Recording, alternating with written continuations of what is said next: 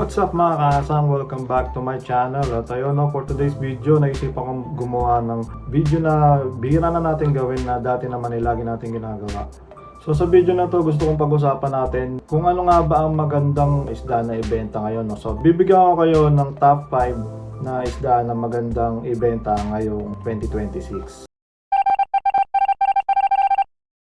So yung mga kasang, disclaimer lang, itong ating top 5 na to, base lang to sa aking obserbasyon, base lang sa mga survey na ginawa ko sa mga kakilala kong fish keeper na nagbebenta rin ng mga isda.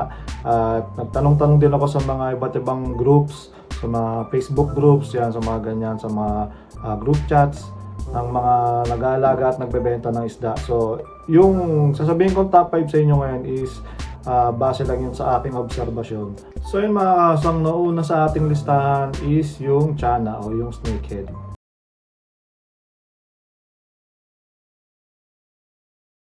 So yung Chana or yung snakehead, matagal na yan talagang meron, pero ang dati kasi yung mga Chana kasi konti lang ang variation yan. Dito sa Pilipinas usually nga mga toman yan Yun yung mga talagang malalaki klaseng mga snakeheads.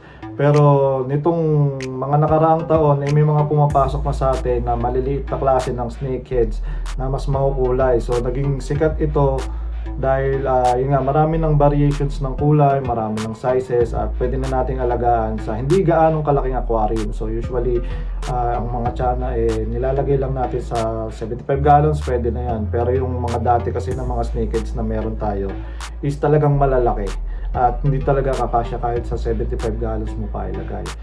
So ngayon nagiging rin siya, nagiging option din siya sa mga gustong mag-alaga ng mga monster fishes. Ang top 4 naman sa ating listahan ay walang iba kundi ang Glowfish Tetra.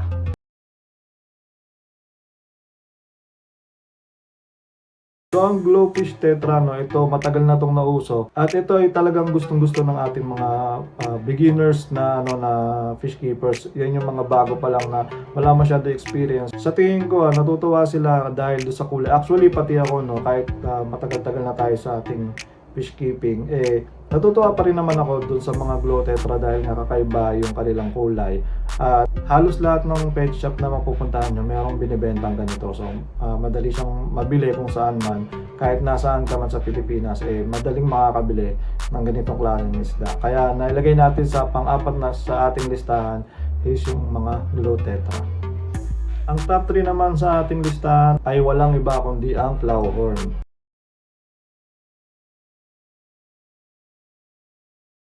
So ayun ang Plowhorn na pinaka-paborito ko talagang isda ever since. Actually yan nga yung logo natin, di ba, Plowhorn. Pero hindi ko siya ginagawang top 1 dahil hindi naman talaga siya ang top 1. Pero pasok pa rin siya sa top 5. Ito ay dahil marami pa rin na nagbe-breed simula noon hanggang ngayon. Marami pa rin variation, marami pa rin klase ng Plowhorn, Kampa, SRD, tapos iba't ibang mga KCC na halo-halo na kung saan-saan na nanggagaling. Unique pa rin talaga ang Plowhorn, kaya marami pa rin nahuhumaling sa pag-aalaga at pagbe-breed ng Plowhorn. Kaya ako personally, nagbe-breed pa rin ako nito hanggang ngayon at puro ganyan ang binibreed ko ngayon dahil yung sale ng Plowhorn talagang kahit noon hanggang ngayon marami pa rin talagang bumibili. So hindi talaga yan mawawala sa listahan. Pagdating sa bentahan ng mga aquarium fishes, laging nasa top yung Plowhorn na yan. At dahil nga very unique ang Plowhorn at iba't iba ang itsura niya at all-time favorite talaga yan ng mga fish keeper. At ang top 2 naman sa ating listahan ay walang iba kundi ang Betta Fish.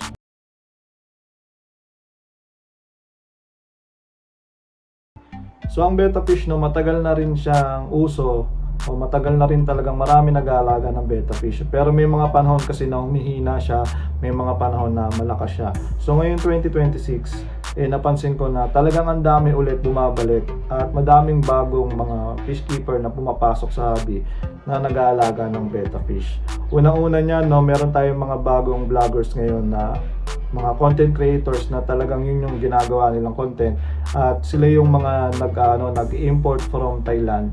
Nag-import sila ng mga Betta Fish papunta dito sa Pilipinas at yun yung mga binibenta nila. So mga quality talaga yung nakukuha ng mga beginner natin na nag-aalaga ng Betta Fish. So ayun maraming bumibili tuloy ngayon at maraming nahuhumaling dahil nga nakikita nila sa mga vloggers na yun yung binebenta nila at sinasabi nga na napakadali, actually totoo naman na napakadaling alagaan ng mga betta fish at hindi siya masyadong kailangan na maintenance. Kaya naging top 2 rin siya dahil ngayon nakikita ko marami kasi nag-i-import niyan ngayon at kung mapapansin nyo sa buong Pilipinas halos galing Thailand yung mga binebenta mga betta fish at ayun, hindi ko lang alam kung marami pa rin nagbe-breed dito pero may mga nakikita pa rin naman ako mga local breed pero kadalasan kasi na nakikita ko sa mga nagtitinda is yung mga galing Thailand at medyo naging madali na para sa mga Pilipino na umorder ng betta fish sa Thailand. So ayan, kaya ang dami nagbebenta dito at marami rin ang bumibili at siya nga ang top 2 sa ating listahan.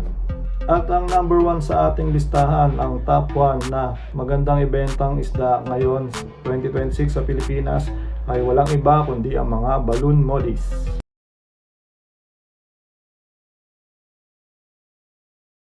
So yung mga kasang, yung balloon mollies matagal na rin yan meron sa Pilipinas. Kaibahan lang yan sa ngayon is mas marami na talagang kulay, mas marami ng option yung mga nag-aalaga natin na marami silang mapipili na klase ng mga balloon mollies.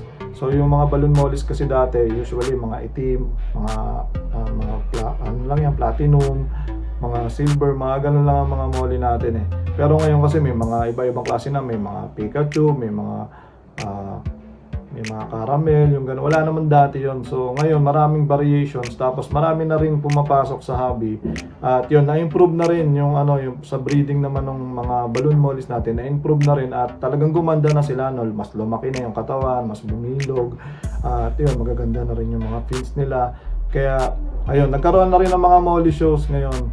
Dati wala yan. No? Madalas natin nakikita mga guppies, betta, flowerhorn, ganyan yung mga nasa show. Ngayon, meron na rin show ang molly. So, ang dami mga bagong fish keeper na pumapasok na, ayun nga, nahuhumaling din sila sa molly at marami na rin nagbebenta niyan dahil nga marami na rin kulay na mapagpipilian at ayun no, marami na rin sumusuporta sa mga nag-aalaga at nagbebenta ng mga balloon mollies. So sa tingin ko yan talaga ang number 1, top 1 na magandang ibentang isda ngayon 2026. So yun mga kasang, sana may natutunan kayo sa video na to at sa mga hindi pa nakasubscribe, subscribe na kayo sa aking channel. At alam nyo nang gagawin nyo, notification bell, click mo lang yan. Maraming salamat sa mga nanood. Peace out!